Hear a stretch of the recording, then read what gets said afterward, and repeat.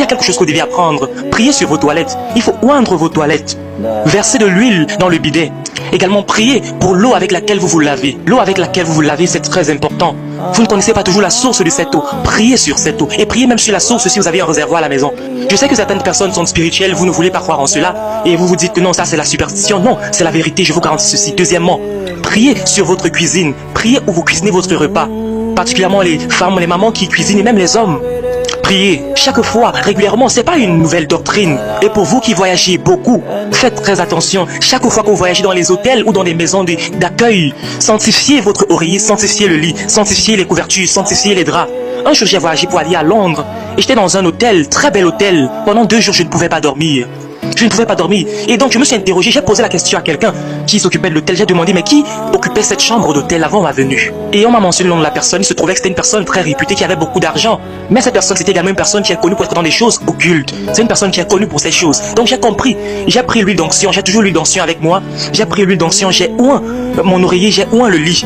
Et j'ai annulé toute énergie négative. Je réclame cet oreiller, je réclame ce lit. Je sanctifie l'oreiller et le lit pour mon utilisation au nom de Jésus-Christ. J'ai fait ces déclarations, ces proclamations et je vais vous raconter ce qui s'est passé par après. C'était spectaculaire. Quand j'ai dormi cette nuit-là, aucun problème. Il n'y avait aucun souci. Et donc j'ai compris que maintenant je mets ma tête sur quelque chose. Quand je mets ma tête sur quelque chose, je dois prier.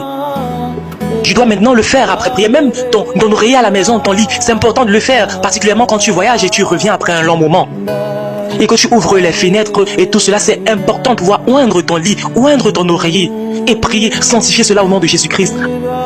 Je vous assure, faites ce genre de prière avant de dormir sur votre lit, surtout après un long moment d'absence. Priez et repriez.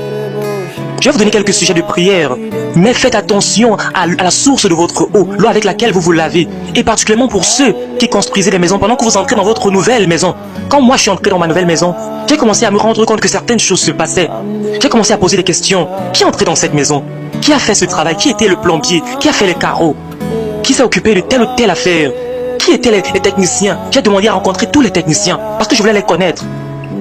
Vous pouvez me regarder d'une certaine façon bizarre, vous dites que mais c'est quoi cette affaire? Je ne parle pas de la superstition, je vous parle des réalités spirituelles, je parle en tant qu'homme spirituel. Je disais à un de mes fils l'autre jour, je vais te dire quelque chose, écoute-moi cher fils.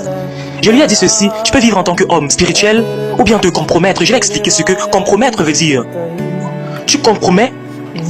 En réalité, tu compromets quand tu veux être avec le monde et être spirituel, ça ne fonctionne pas comme ça. Tu restes spirituel, tu es soit spirituel ou charnel. Il m'a dit, qu'est-ce que tu veux dire par là, père?